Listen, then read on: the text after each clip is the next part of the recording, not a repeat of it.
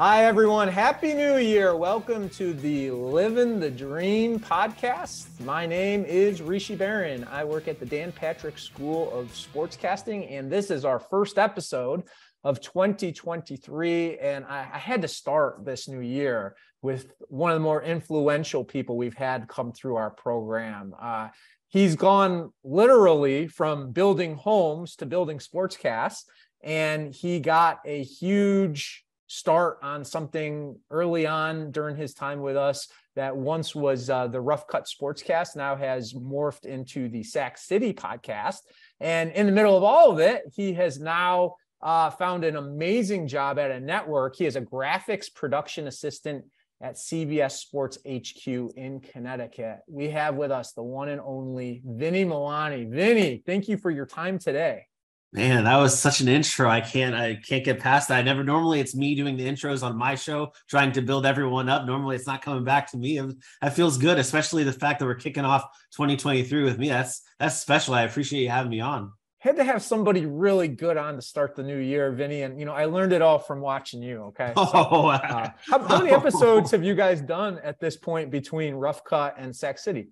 Oh man, that is such a tough question. Starting off with the tough questions, Rishi. Gotta grill you, man. At least over 200 episodes. At least over 200. We made the transition from Rough Cut to Sac City probably around the 120 mark, and then we did, I believe, like 80 episodes through Sac City so far. So I think we're right around there, plus all the episodes in between, because we did Sunday shows as well. That didn't count towards the number. So we're at least pushing over 200 episodes right now. Awesome. Well, we're going to get there, and we got a lot to cover in a short period of time. So we'll do our best to get to as much of it as we can. But let's start at the start. Where did this whole dream begin for you of becoming a sportscaster and involved in the sports media business? Yeah, so I grew up loving hockey. I grew up playing it all my life, coaching it, and that's actually where I thought I was going to end up in my life. And after I graduated high school, I ended up taking a year of community college and realizing, you know what, I want to give it a shot in the hockey world. So I moved up to Boston to play junior hockey, where the hopes were to get a scholarship to go to school, play hockey, and then eventually either end up in the NHL or semi-pro or somewhere along those lines. And then I kind of came to the realization of I'm 5'6".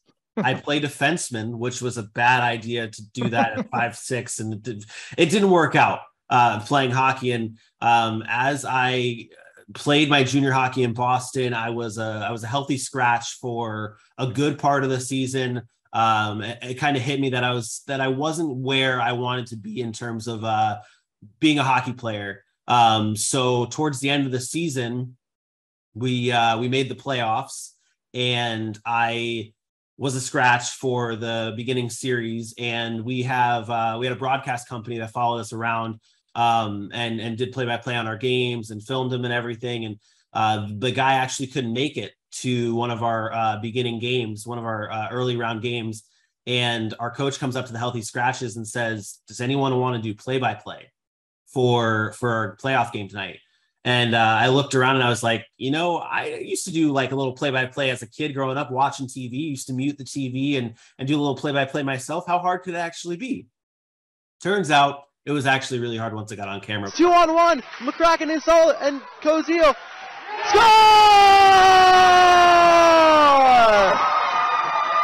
And the Rangers win this game in overtime. That's where I kind of got the start and got the itch going of getting into the industry.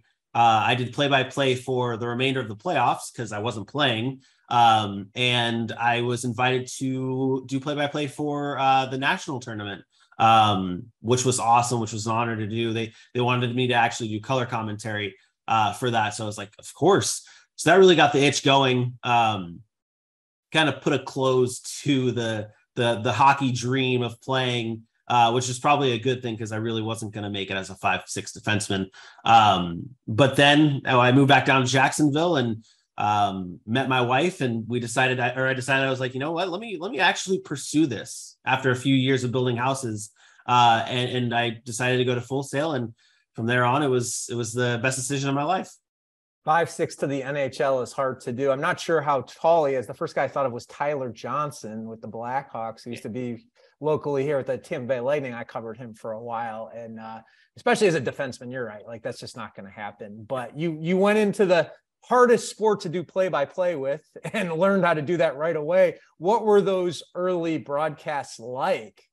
It was messy. I love and I hate going back and watching any of my old work, because I'm like, oh man, this is rough, because like as I get older and progress through this, I hold myself to like a higher standard. And I'm like, I watch and I'm like, oh man, this is brutal. And I was actually looking at some of my old calls the other night, and I'm watching it. And I'm like, man, this is tough. And I remember going through that, and I was like, okay, how hard could it be? I thought it was much easier. And then as I moved through the series of calling games, I'm like, okay, how can I be better? How can I actually make this better? And I would get actually parents, because most of our games were watched from either scouts or parents of the players that are in the game. And I would get parents all the time come up to me and say I was doing a great job. And I was like, I want more people to come out. That's my goal. That's what, since I was getting paid actually very little to do it. I wanted to make people happy to watch their son's games. So I tried to just keep getting better like that. And it was challenging because I was by myself through the playoffs and trying to keep filling that air, which I learned fast that you don't have to fill every space with your words. I learned the hard way through a lot. But it was so much fun. And I that's actually how everything started. I never even thought I would want to be behind the camera. I thought that play-by-play was really just like what I wanted to do, because I love doing it for those games. But so that's kind of what the trials and tribulations of that, and going to nationals was so much fun. It was such an experience.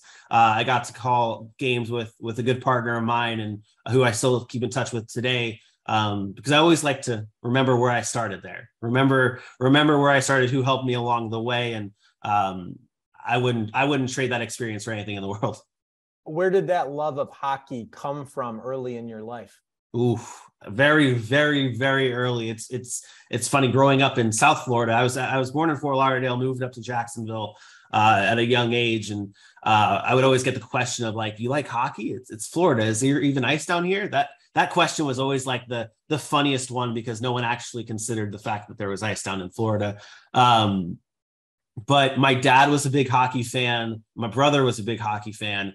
And my family's from New York. So I was just really a New York kid living down in South Florida. I remember my brother, he taught me how to play hockey, like at a super young age, like 3 years old, I was skating, and it was love from there. And I played it, watched it. My dad actually played baseball growing up.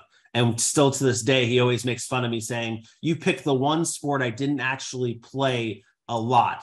He wanted me to play baseball. And somehow we ended up in hockey. And he gets jokes around with me all the time about it. Like, it was just more fun. The faster pace. I actually tried baseball when I was like 12, going from hockey. And I was like, this is boring. No offense to anyone who plays baseball. Like, if you're watching this, like, I apologize. It takes a lot of skill. It's a very hard sport. It just was not for me, going from like fast-paced nonstop hockey to I'm just like kicking grass in the outfield, hoping the ball gets to me. Doesn't help that I sucked at baseball as well. Like I only reached base like once, and it was because I got hit by a pitch, and everyone was hoping that I didn't go and fight the pitcher because they knew I played hockey from before. And I was like, no, I have a little bit more control of that, but I really did suck at baseball. So that might have gone into me really sticking to hockey for the good part of my life. Well, hockey's known to build that toughness, Vinny. And so was your previous job before you really came to Full Sail, and including your time at Full Sail. Vinny was a carpenter. He was building homes before he was building Sportscast, as I said before. And regardless of what anybody who's watching's faith is that's watching this, there was a well-known story one time of a carpenter who did some pretty big things. His name was Jesus. And I'm not trying to put you in that kind of company, Vinny, but you have certainly made a big transition that's paid off for you. But what was life like during your time building homes? It was interesting to say the least. Once I moved back to Jacksonville after realizing that my hockey career was dead, I tried a few different jobs, and I ended up working as a carpenter, building homes and remodeling homes down in the Jacksonville Beach area for my now wife, then it was my girlfriend, her stepdad. So he was my boss, which was definitely an interesting dynamic, trying not to mess anything up where I'd lose my job and lose my relationship. But working through as a carpenter, building these homes and everything, it was tough. I didn't know the first thing about building homes when I first started. Like, it was not one of those things that I had a prior experience. And then I was jumping in. I was very green when it came to all of that. I barely knew how to read a tape measure.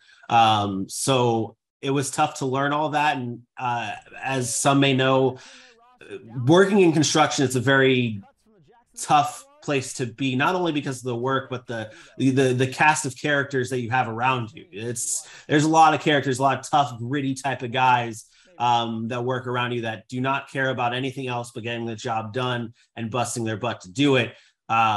So it was nice to be able to learn that from the guys that I had around me. I learned how to be tough. I learned how to work through whatever. And I credit a lot of what I do now to that, because I go through I went through my interview for CBS, and as while I was still doing construction, and I was thinking to myself, okay, I learned so much of just working through problems and not taking no for an answer. Basically, like, if I ever ran up into a situation, there's always a way past that. There's always a way to work around that. And that's really what construction taught me, was that I just need to grind out. Like, there's never take no as an answer. Even if whatever problem it may be, the construction workers, that wasn't an option. My boss, if I ever said, hey, I can't do this, he would either laugh at me and send me home, or everyone else would laugh at me and I would never hear the end of it. And then someone would show me how it's done. So I learned quite a lot through construction. Shot myself in the hand a few times, the nail. So that was fun. But really a lot of tough learning days. But that's one of the best. That's really what got me here today. And problem solving is, I say this all the time, that's such an important part of any job. And I say to people, like, probably at least 40% of your job in this business will be problem solving. How do you fix this when this doesn't go right? And the fact that you had that firsthand experience, and, it's what you're doing in building a home is in the grand scheme of things, probably much more important than entertaining people in sports. So the fact that your people's livelihood is depending on the way you construct that home. And now it's like, okay, well, hey, we've got an issue in our broadcast. How do we fix it? But I agree that that's such an important skill.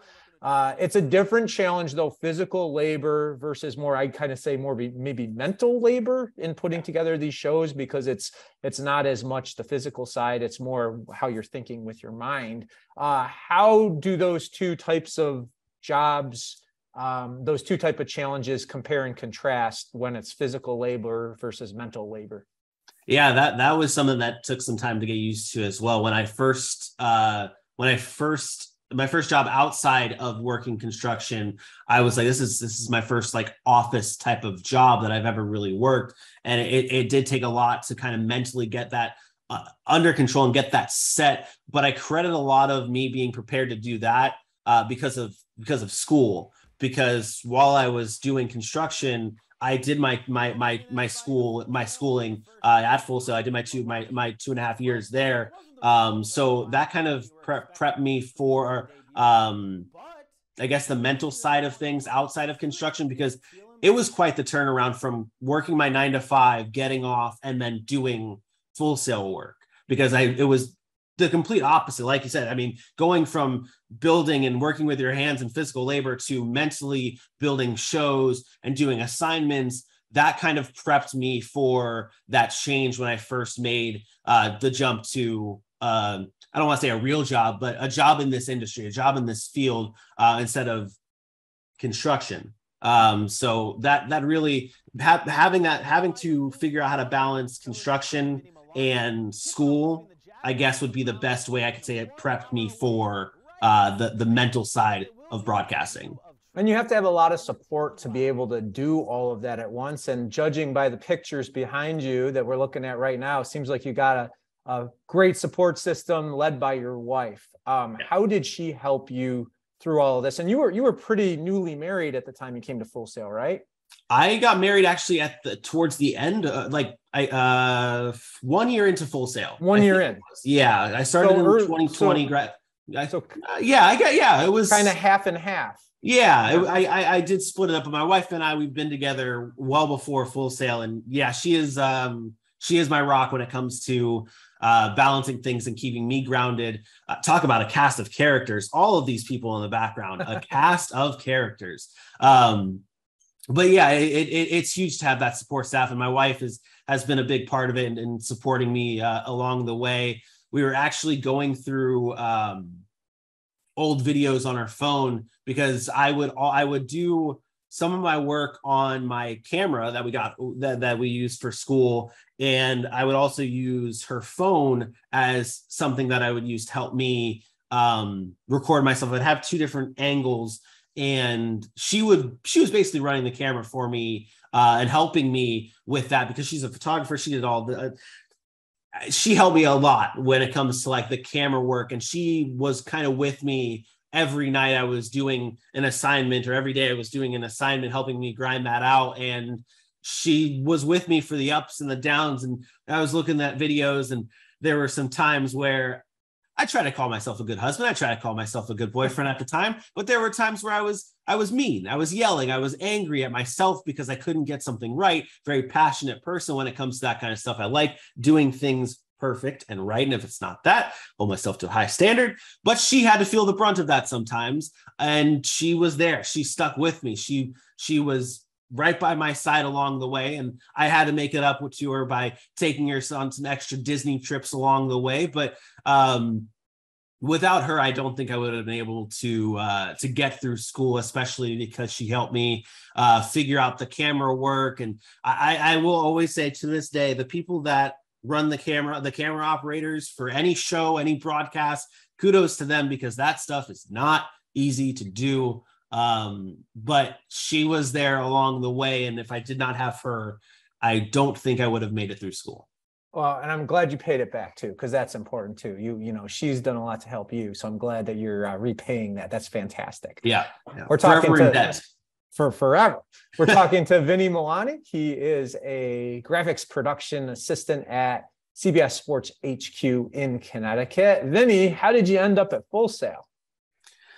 So I was working construction at the time, and one day I got an ad on my phone. I'm an avid podcast listener, and one day I got an ad on my phone for Full Sail, and it kind of the seed got planted in my mind of, hey, this is cool. I could go to school for sports. I love sports. I talk it all the time. At the time, I did a very, very small podcast called the Power Play Podcast, which was only a hockey show. I did it with my brother.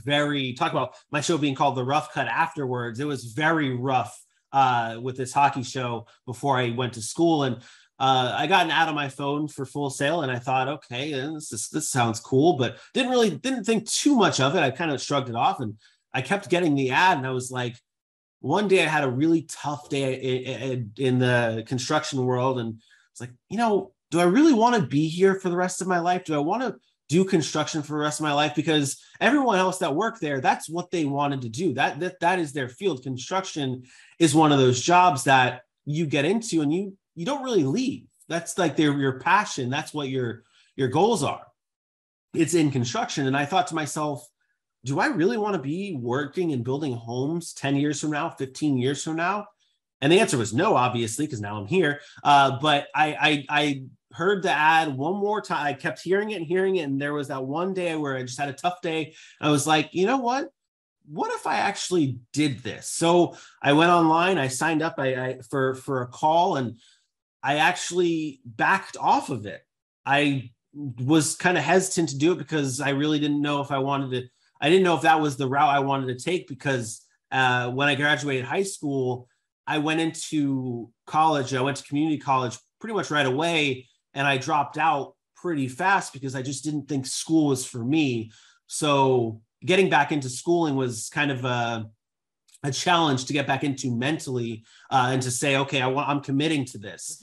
Not to mention the financial side of things as well. And I was living with my wife, my girlfriend at the time, now wife, and I was thinking financially, how are we going to make this work when it comes down to it? And I just didn't think it was an option. So I declined calls, and luckily they were persistent and called me multiple times throughout the week. And one day I just said, you know what, I'm just going to answer this call and see what this is about. They told me about it. It seemed reasonable. I started doing more research on it, and I said, why not take this step? My wife obviously helped push me to it as well. She said, why don't you do it? She reminded me that you don't see yourself doing construction for the rest of your life. Why not take your shot and try and pursue this? So I answered that one call and looked into it, and then signed up, and I took the shot on trying to become a sportscaster. Like I said earlier, I was really because I wanted to do play-by-play. I thought play-by-play was the route that I wanted to take because I did it in Boston, and I was like, okay, this is where I wanted to be. And it's so funny through school. I'm sure a lot of students go through this. And if there's any students obviously watching this right now, you are not set to whatever you think you're going to school for. Like if you think you're going to be a play-by-play in month one, you might not have that same goal, that same job that you want to get into towards the end. It could change along the way, and that there's nothing wrong with that at all, because there's so many great programs, so many great classes throughout Full Sail that'll make you want to do one thing over the other. And it's good to go through those emotions towards those, and those feelings towards those different sides of this business. Because like I said, I wanted to go into play-by-play, and then it became I wanted to be a radio host, and then I wanted to be an on-air host, and then now I want to be behind the scenes and get me off the camera because I don't want to be on it. And so that's really where it all started, was getting that phone call, accepting it, and getting pushed and saying yes to Full Sail. Being open-minded is a great way to live your life. And it's worked out for Vinny in many ways, being open-minded about where his career was headed, what he wanted to do. And then while he was in school, looking at all the possibilities, and the more doors you keep open, the more opportunities you have, which is probably why Vinny's had a lot of opportunities at an early point in his career. And it's funny listening to your story about your wife encouraging you. I don't know if you've seen the movie Good Will Hunting, but it kind of brought back the scene where Matt Damon is working construction and Ben Affleck's characters telling him, look, like, you know, I'd love to hang out with you all the time, but this is what you really want to do. Go for something bigger. And that's what you did here. So you go to Full Sail, you decide to take it online, which obviously you had to do with your work schedule. What was early life like for you in the program as an online student? Fun early on. And then it got tough as the classes started to progress. I was only 2 hours away from Full Sail. So it was like, I was right there. But because of work and because of the path I had already chosen there, where I was living with my wife, I could not afford to say, okay, I want to drop everything and go to Full Sail. So it was the online route, and balancing that out with construction was definitely challenging. I actually didn't tell my boss that I was in school until probably a year and a half into Full Sail. Towards like graduation, I then told my boss, hey, I've been in school for the past 2 years. Okay, like this is, I'm about to graduate. I'm sorry. I'm going to do this because I didn't want him to have that feeling of, okay, like he's going to leave me. Let me fire him before we get any further. So I decided to go that route. So no one really knew what I was doing behind the scenes. And I tell this to people all the time that I never had a real lunch break when it came to working construction. When I started school and when I started doing Rough Cut, everything went to that. So I was in my car, I would bring my computer with me. I would be doing work. I would be doing work on my show or doing work on school or at school, and balancing it was definitely tough. And like I said before, you kind of learn from construction that you just don't take no for an answer. Nothing is impossible. So you just have to fit what you have to get done wherever you possibly can. And sometimes that's making the sacrifice of eating your sandwich while you're trying to do research on what you're going to do for an assignment later that night. So finding that balance was definitely tough. But once I kind of came to the conclusion of finding ways to make things happen, that's just what I did. I mean, I remember so many classes. I felt so bad and such like a joke showing up to classes in my car. I think I showed up to a few of your classes in my car, but that was really what it was like for the majority of school was in my car, Dan Patrick sessions in my car, class sessions. And I was like, oh man, this sucks. I can't be at home. I don't have like my resources around me. I'm in my car. You can see like the sun and cars driving past me. Like it's a tough look, but you just make it happen any way you possibly can. And I think I found a good balance probably about halfway through. I'd say about 6 months through the program. I really found that balance of school and work, and just accepting the fact that in this industry, you might not have a lot of time off. And that's what I wanted to get myself used to. And that's what I kind of pushed myself to early on at Full Sail. And that's really hard to do what you did, Vinny. And look, sometimes to achieve your goals, sometimes to reach greatness, it takes that kind of commitment, and you were all in, and it is paying off for you now. And already working your full-time job, doing all the schoolwork, you decide, oh, by the way, I'm going to invent this great new concept of the Rough Cut Sportscast that's going to change the way basically we've looked at everything.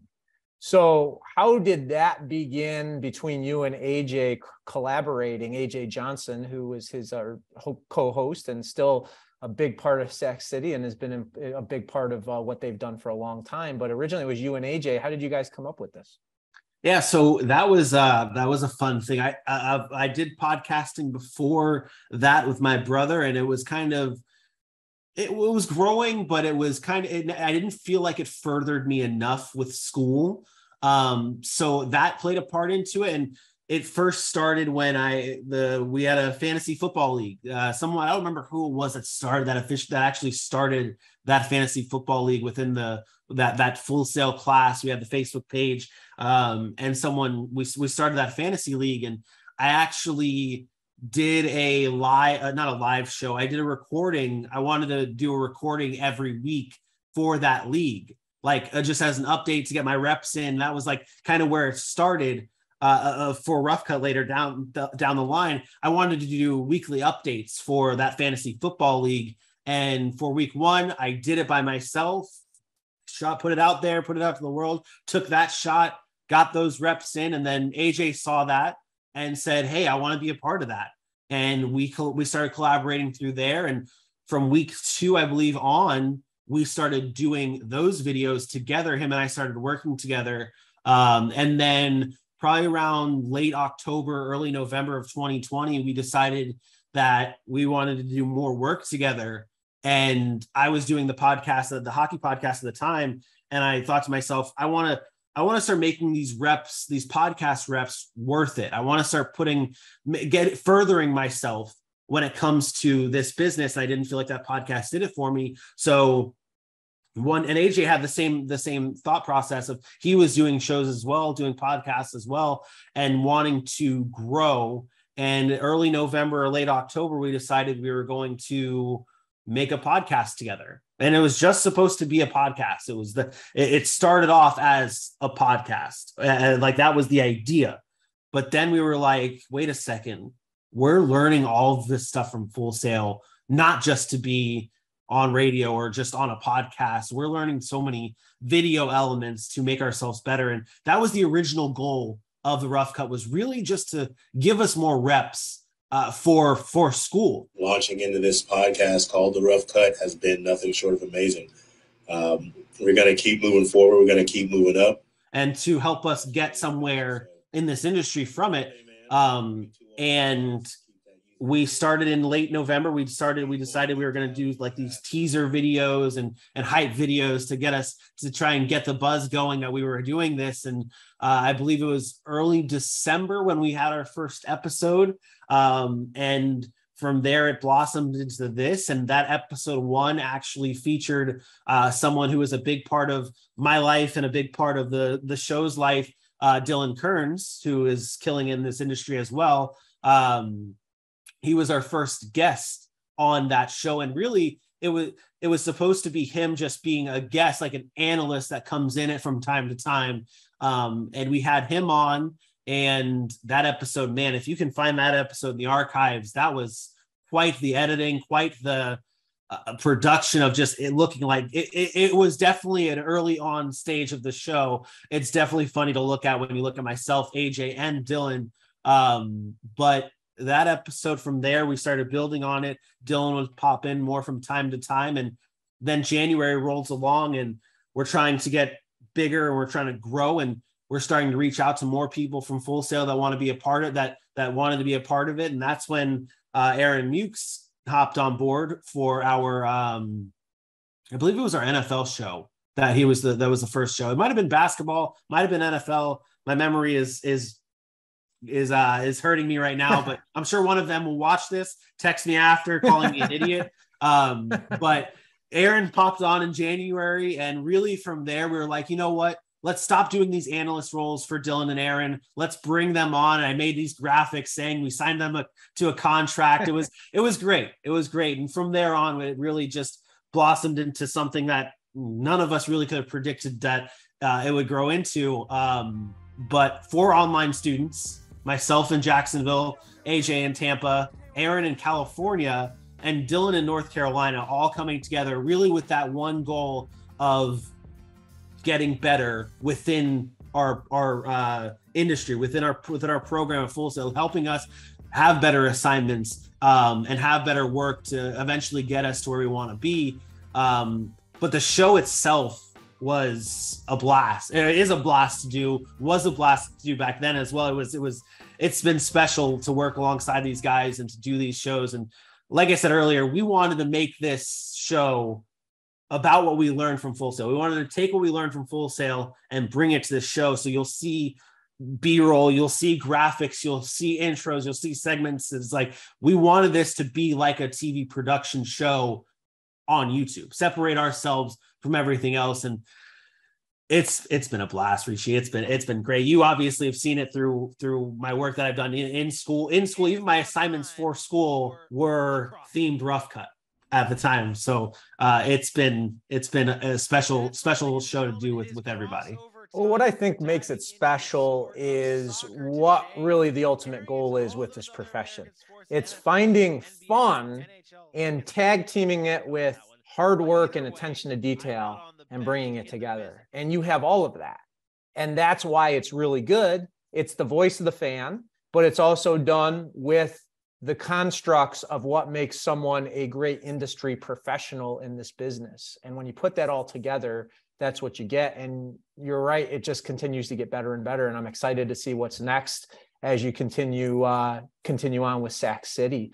We're talking to Vinny Milani, who is the host and producer and creator of the Rough Cut Sportscast and Sac City podcast. It's been a lot of fun to see that. Vinny, you have gained this acclaim as a graphics whiz over your time. I think if anybody asks, Gus or me or whoever, who's the graphics king of the program, and you're definitely on the short list of that for sure. Where did that start for you, in addition to all of your on-air production, all that other stuff? Well, that first of all, that's great to hear that I'm held in that kind of regard there with you guys. And it really started throughout school, like midway through school, I'd say.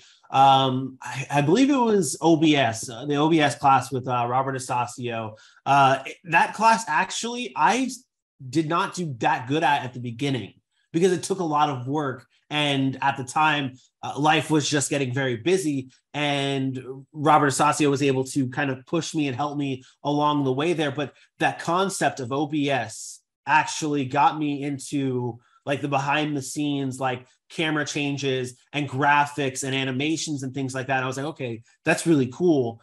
And as I progressed through school, I was like, okay, how do I separate myself from everybody else? How do I go into those Dan sessions and separate myself from everyone else that's submitting a video? How do I separate myself from the guys that I do my show with? Because at that time I was doing my show and we were all competing with each other in friendly competition, obviously, to try and put out the best type of work. And I was like, how can I separate myself from them?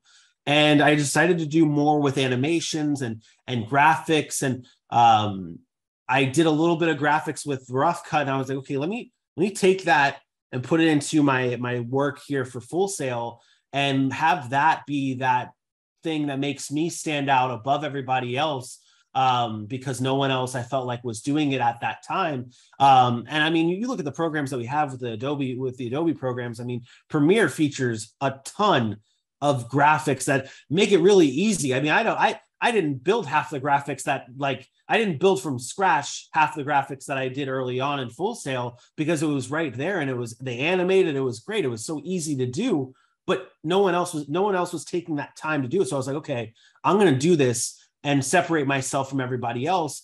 And from there, I did more of that throughout my assignments and throughout school. And I was like, I'm kind of enjoying this. And I would get my buddies reach out to me saying, hey, can you help me out with this graphic that I need for my assignment? And I'd help them out. I'd jump in, help them out, give them assistance here and there. And I was like, I can do this. And then they started to refer to me as the graphics guy. And I was like, that has a nice little ring to it. If this is something that I want to pursue, I mean, I could definitely do that. And honestly, when I went through your class, Rishi, I was like, I could get my start in this business as an anchor or as a journalist, as a news reporter at a local station. And that could be my way in, or I've now opened up this new outlet, this new option for me to get in the business as a graphics guy. And I actually didn't know the possibilities of like the roles that graphics people had throughout broadcasts, throughout networks and stations. So I did think it was an option, but I never knew all the possibilities of it until I started applying for jobs and seeing what was out there. And I really started, I was like, you know what, I like being behind the camera a little bit more than I like being on camera. And I host Sac City every day. I'm like, I'm hosting that. I'm on camera all the time for that. And I'm like, I actually enjoy producing. And that's really like what my end goal could end up being, or I want it to be. And I'm like, okay, how do I get my foot in the door for that? I looked at it. I'm like, okay, how do I be in the control room? That's where I want to be. I want to be in the control room running things. How do I get my foot in the door with that? So graphics was that route, that outlet that I took, that path that I took. And like I said earlier, I shoot for perfection in just about everything I do. I'll look back and see things that I'm like, oh, that's not perfect. But at the time I thought it was perfect, but I keep building on it. And for graphics, that's like my mindset through everything. I want to put out the best TV quality graphics. I always tell my friends this. I always tell anybody with graphics that I'm teaching or helping out. If you can't see it on TV, if you can't look at ESPN and be like, this graphic can go there. If you're trying to get a graphic on an assignment or a piece of work like we do, if I can't see it on ESPN, I don't want it out. And that's what I went through for graphics for our show. That's what I do for graphics now. And that's this, it just snowballed my love for graphics and my love for perfecting things. And I wanted to stand out, and this was my route, and this was my foot in the door to eventually get to where I want to be. And it's going to be an interesting decision for a lot of you. And Vinny's kind of still in that ballpark of this. He's already made it to some degree, but he's got a long road ahead of him. He started out wanting to be a play-by-play guy. Now he's found this new avenue with graphics and how much he can do with that. There are some paths that are faster to the top than others. And graphics is definitely one that I would say, especially Vinny's already working at the network level, and the quality of the stuff that he's putting out for CBS, it's probably going to help him move up within the company quickly. So you may have that decision is like, yeah, I could do play-by-play, I could do anchoring, reporting. It's going to take me a little while to get to the top. Maybe I can get to the top a little faster. So that's something interesting for everyone who's watching this to think about a little bit, because that might be part of the conversation. Another thing you brought up too, Vinny, was that healthy competition. You have a lot of friends in the program, including those who are on your show. And you guys both encourage each other, but you also press each other. And as you said earlier, you want to beat each other. How does that healthy competition help you get better? I think that it's huge when it comes to growth. I think that's what you need really to grow, is a competition. And honestly, early on in school, I was like, I'm an online student. I'm probably not going to meet anybody like to be really good friends with. Like it's the likelihood of me getting lifelong friends out of Full Sail was slim. Like that's what I thought, because I was an online student. How are you going to be able to build a relationship like that? But again, it comes back to not setting limitations for yourself and putting yourself out there, because there are people out there that also want to get better and also want to be the best at what they do. And that's what happened when I obviously put myself out there for that fantasy show. I met AJ along the way. And then from AJ, I met Dylan, and Dylan to Aaron. And from there, it's grown into something that I've been able to build relationships even as an online student. And at the beginning of the program, you do feel like you're at a disadvantage because you're online and everyone else is on campus or far away. So it's hard to build those relationships, but it's not actually as simple as that. You're not at a disadvantage. There are other people in that program, in this program, that want to get better, that are in that same position you are, that is dying for a friend to go throughout this program with. And that's what I was at the beginning. Met AJ, met Dylan, met Aaron, and then we pushed each other. I remember we would call each other, we would FaceTime each other for hours trying to figure out what we wanted to put in our scripts, what we wanted to put in our shows, whether it came to editing or writing. We were there for each other to help us figure those problems out and to also push each other. There was towards my graduation, I was the first to graduate, then Aaron, then AJ, then Dylan.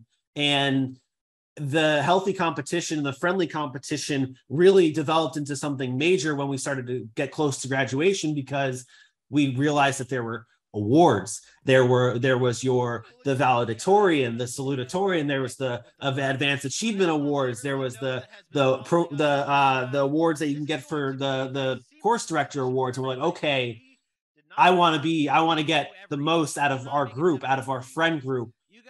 And that obviously turned into, I want to get the most out of our class that we're in, or I want to get the most out of everyone that goes to Full Sail that's in that program.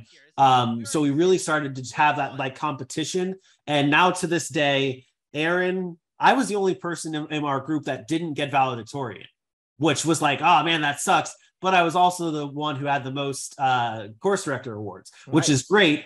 But it's like that competition is what pushed us all. I was like, I want to set the bar for me because I was the first. I wanted to set that bar high so Aaron, AJ, Dylan could not get there. I wanted to be the best. And you're kind of like Tom Brady playing a million years, so he passes everybody's numbers, right? Exactly. And I was like, I got to set that bar. And then Aaron got the valedictorian, and then AJ did. And I was like, okay, we're all, and that's what pushed us all. And again, we were there for each other during those assignments, trying to make sure that our scripts were great, our shows were great. It's great at Full Sail. One of the best things, and I talked to multiple people that are in our industry that I work with at CBS, how their schooling was. And I talk about it all the time, how we got video feedback after every assignment we did when it came to that sportscast. Like if it was a sportscasting class that was dedicated to our project and portfolios, our interviewing, all those classes, we got video feedback for that, helping us get better. No other schools, at least for the ones that I've talked to, are getting that type of feedback, that one-on-one personal feedback every single assignment. So that helped us. And then to have my friends there along the way that we would send our assignments to and get their feedback as well, like it just adds a whole nother level to getting better. And again, I'll go back to being an online student at the beginning and not thinking that I could have friends along the way that could help me, and thinking I was at a disadvantage. If you're an online student, you're watching this, you are not at a disadvantage. Put yourself out there. The worst thing you're going to get is a no. And guess what? You're going to hear a lot of no's throughout your time in this industry if this is what you want to get into. So put yourself out there. The worst thing is you're going to get practice of hearing the word no, or nobody listening, or nobody paying attention. But 9 times out of 10, I can guarantee you that there is someone out there in the online program that's in your same exact position, that is wanting to get better, do a podcast, do a show. Just put yourself out there, and that's what you'll get, because I did it, and I've got 3. AJ, Dylan, and Aaron are 3 of my best friends, and I've seen them a grand total of maybe 5 times throughout my life in person. Seen them 5 times, and they're my closest best friends. Well, through all the no's, eventually you started to get some yeses, and you are in the business now. So what's it like living the dream in this business on this day and every day moving forward? It is that word exactly. It is a dream to be able to go to work. I was just telling my wife this the other day. I'm like, since I moved up here, since I made that move, that jump in early September, I've never had a day where I wake up and I'm like, man, I'm dreading going to work. I love what I do. I love being able to be creative and be in this industry. I mean, I tell people all the time, like, my hours are from 4 in the afternoon to 1 or 2 in the morning. Obviously, the sports world, you're there live for every moment of that day of sports. And my schedule is from 4 to like 2 in the morning. And I tell people that all the time. They're like, oh, that schedule is brutal. You have to be up that late. And I'm like, it really isn't that bad, because I'm covering sports. I get to do what I love every single day. I get to talk sports, be around people that love sports. And then obviously the job itself, what more can you ask for to be able to do what you love doing? And like you talked about earlier, I really developed a love for making graphics and being creative and making these walls that I do. And it's just been, like you said, the theme here, the dream. Waking up and being able to do this. Obviously it's come with some hardships, but I've been able to do what I love to do. I mean, come on, I'm getting paid to work in sports. Like that's what I went to school for. That's what I dreamed to do. Didn't think it was an option. And now I'm here. I'm the luckiest dude. Yeah. And you've already had a lot of jobs in a short period of time. It's not too long since you graduated. You were a production specialist at Sports Media Technology Corporation.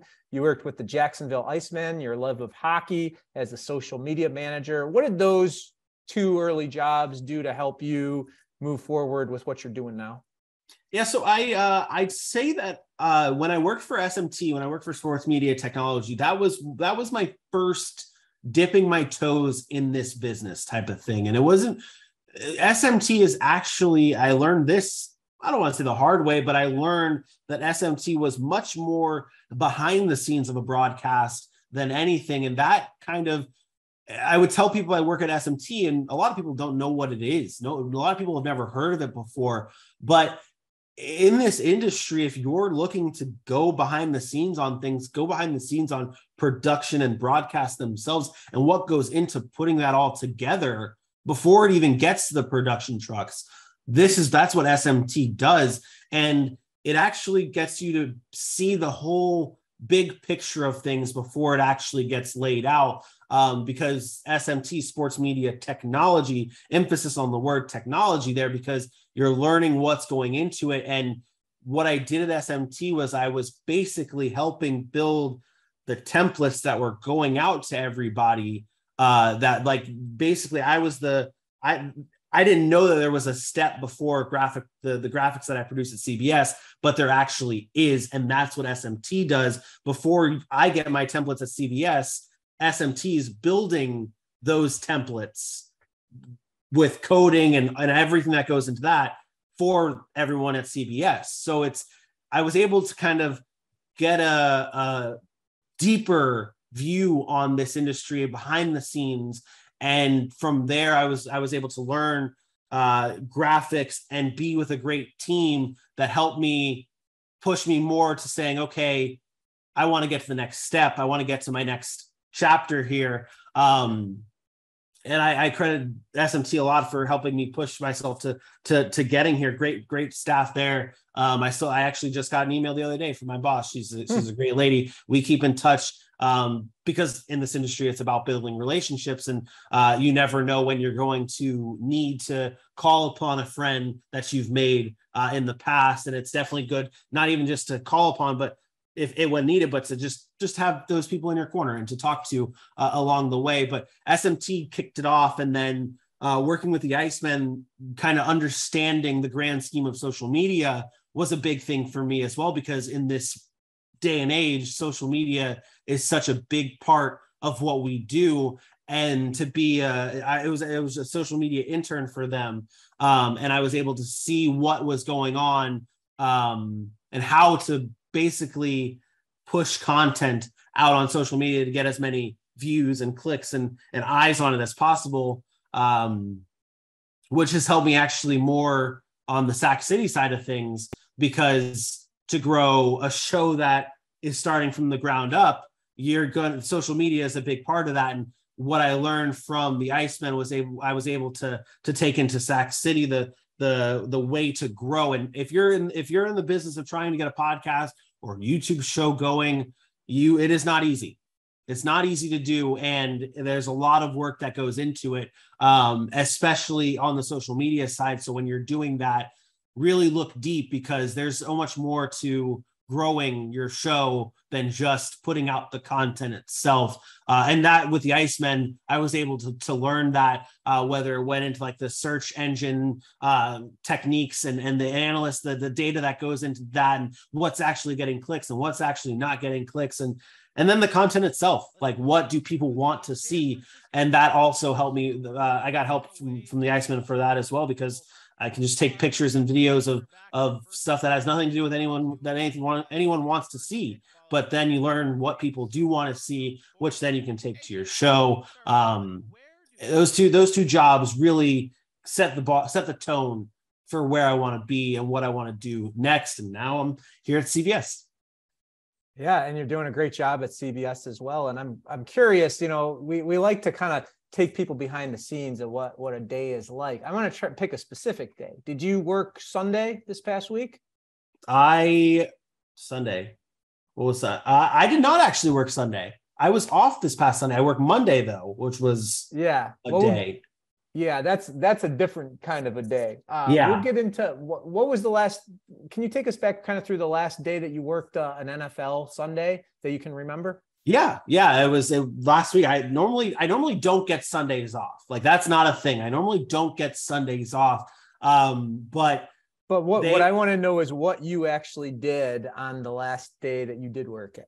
Yeah. So the last Sunday I did work. It's a crazy day for football Sundays. Definitely not like any other day, because at a network that covers every single game, it's very fast moving. You have to have eyes on just about every game. Unfortunately enough, the newsroom for CBS, there's quite a lot of TV. So you're able to be able to keep your eyes on it. It's a very hectic day. It's very fast moving. But I say hectic, but it's a very controlled chaos. It's very controlled for what we have at CBS. And my day normally looks like I'll come in, I'll see my rundown. And that's something that Full Sail, definitely an underrated part of Full Sail, is getting the rundown creator that we have, that we had at Full Sail, like really getting into that, like really understanding a rundown, looking at it, and not just looking at it and what's there, but like taking into account what the rundown of your show is going to look like.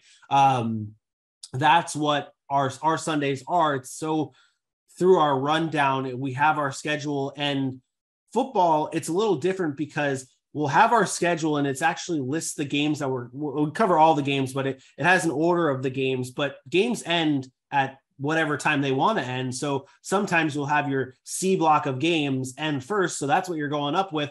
But then your B block of games is about to end, but that's so for CBS, we have our game of the week. Basically, it's your Tony Romo, Jim Nantz game of the week. That is our big game that we focus on. So whenever that game ends, we go right into covering that. So getting an understanding of your rundown is the biggest thing for me that I look at when I first go in to work on a Sunday. Again, it's hectic, it's crazy, it's very fast, which was a culture shock at the beginning. But over time, obviously, I developed and got accustomed to it. but it's very fast paced. I get the understanding of a rundown. And then from there, it's watching football. We're getting paid to watch football, but working at the same time. So we're watching the games, finding and watching the storylines within the games, which is a whole new way of watching football. You can watch football like a fan, sit on your couch watching, enjoying your team, enjoying what's happening, but you have to watch for the stories as well that are taking place. And that has been something that my Sundays now feature, is watching games, not just for the football, but for what is a certain player's stat line that is okay. His first half stats are worse than his second half stats. You're watching for the storylines.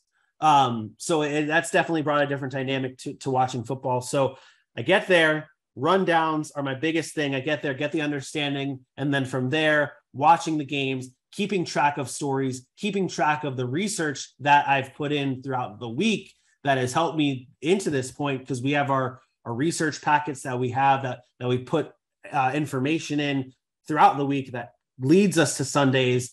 But day-to-day Sundays, rundown, looking at it, watching the games, keeping up with everything, staying cool, staying focused, staying relaxed. And I pump out our graphics that we do for our network shows that, like I said, you have the storylines, you're making full screens that support whatever the analyst is going into and saying. And then we have obviously our lowers that are throughout the show. If you've ever watched a CBS Sports Network recap show, it features a lot of lower thirds that have little bits of information that further along the story. Because in my job, in my field, it's about assisting the analyst and assisting the host in furthering along that story, where that extra bit of information, if one of our analysts are talking about Tom Brady's day, talking about his stat line, he went 16 of 24,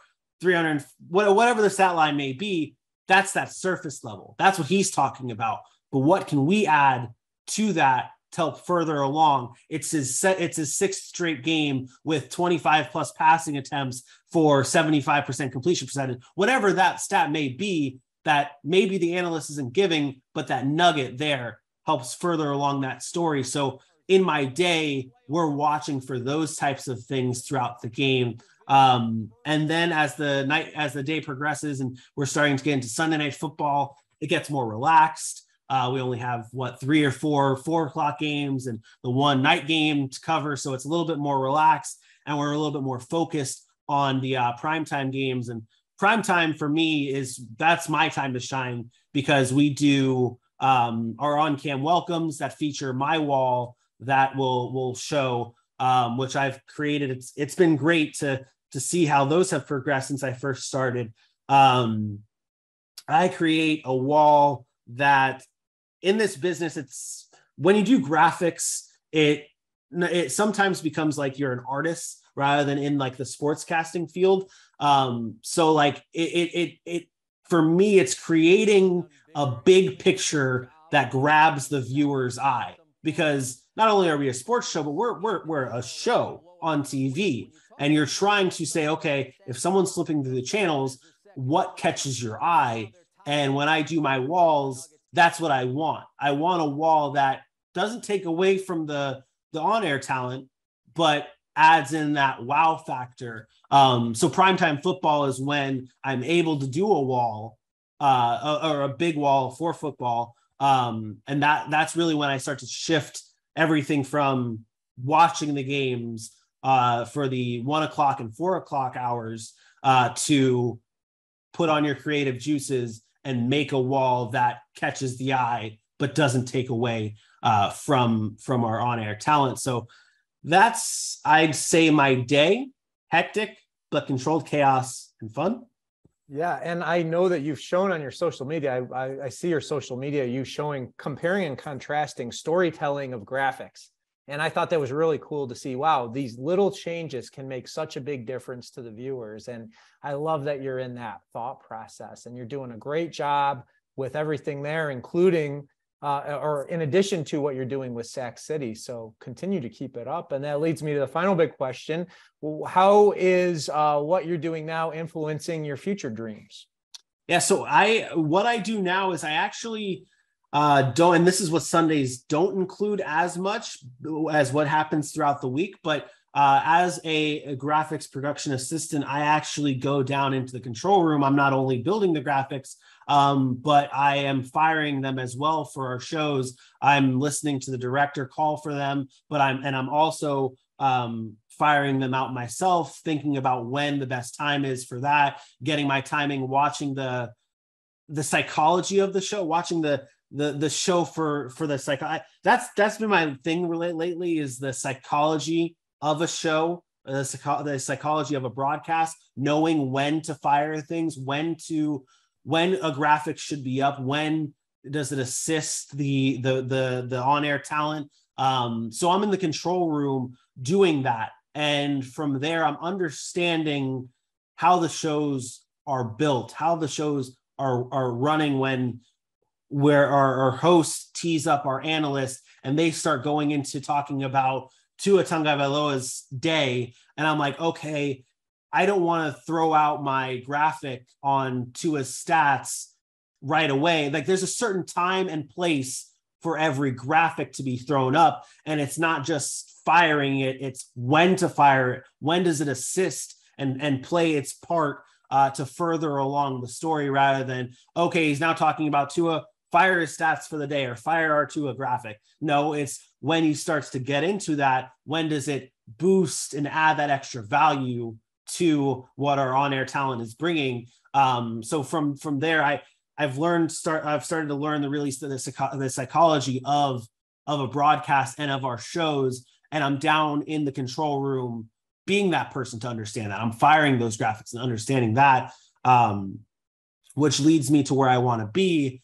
in my end goal of being a producer. I want to produce these shows. I want to be the one who is calling for everything, all the B-roll, all the graphics, all the camera cuts. I want to be the one calling for all of these things and building these shows and thinking of the psychology that goes into, okay, if we have a Wednesday show where we're previewing the NFL, I want to go from, okay, the Giants are playing the Jets and it's Mike White and his last game was against the 49ers. I want my next topic to be about the 49ers because I can tie into those type of things. That's where the psychology of a rundown plays into it. And where I'm at now is helping me to that. But I want to be in that producer chair where I'm thinking ahead for these things. I'm building my show out for a smooth and flowing show.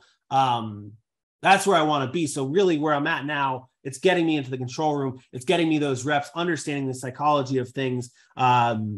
It's helped me I do a segment now on our Wednesday broadcast that I actually help produce, which is awesome. I'm only about 4 months into working at CBS and I have a segment that I co-produce, which is great. Amazing. Yeah. So, and it's funny enough, it's NBA, which is the sport that I know the least about coming into this, but now I've obviously developed a passion for as well. But I produce a segment now with someone with a lead producer basically on Wednesdays that I've had a shot at, and I've been able to really dip my toes in that, and I'm getting my shot. That's what you want to do. You want to get your foot in the door, and then you want to put yourself out there. So that's where I want to be in that producer spot. And so far so good. I'm on my way there. Yeah, you are doing great work at a quick pace, and I can't even imagine where you're headed next. All right, I told you going in, the hardest part of this would be to keep it within the hour time frame. So let's get the quick dream sequence here. And what I'm going to do is I'm going to throw a quick question at you. You need to give me a quick response, and then we will wrap up for today. So dream Sac City remote location for a broadcast that you do. I know you guys have done a couple of those. So a dream live show would be, it's a layup. That's the Super Bowl. We want to be at the Super Bowl. That a close second would be the draft, because we do a live 3 or 4 hour special for the draft. But dream remote location where we all get together. It would be the Super Bowl, all the festivities, media row. That's where the Sac City wants to be. Love it. Dream Sac City merchandise that you would throw out there. Oh man, I want our, as ridiculous as it sounds, the first thing I thought of is I want our name on the rally towels at a game where you're getting it. Every fan is looking at it, getting ready to throw it up. That's the first thing I thought of, which is ridiculous. We've had t-shirts, we've had mugs and hats and stuff. Let's go random. Let's go a terrible towel being waved in the air, Sac City plastered all over it. Love it. And finally, back to your original old school dream play-by-play gig you could have. Oh man, dream play-by-play. I'd love to do and he's not in the business anymore. He retired, great career. My dream play-by-play situation was to do color commentary with Doc Emmerich. Doc Emmerich, obviously the legendary hockey broadcaster, worked for NBC. He's huge. My dream was always to call a game with the legendary Doc Emmerich. That is fantastic. And what a great way to wrap this up. Vinny, I told you we could have done this for 3 hours. I can't tell you how much more content we could have put into us, but we want to keep this tight for you, the viewers. But I want to thank my guest, Vinny Milani with CBS Sports HQ, also the Sac City podcast. Look that up, all social media, join their YouTube channel, subscribe and all that. And what a great way to start the new year for all of you. We had fun, hope you had fun, and we want you to all keep on living the dream.